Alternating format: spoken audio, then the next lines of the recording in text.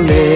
তুই পরের বাহু ডোরে আমার ভেতর যাচ্ছে পুরে তুই হিনা এই আমিটা তিলে তিলে যাচ্ছে মোরে আমার পুরুষে পুরুক বুক তুই কুরারে তোর সুখ তবু মরার আগেও আমি দেখবো না রে তোর মুখ আমার মৃত আত্মাটা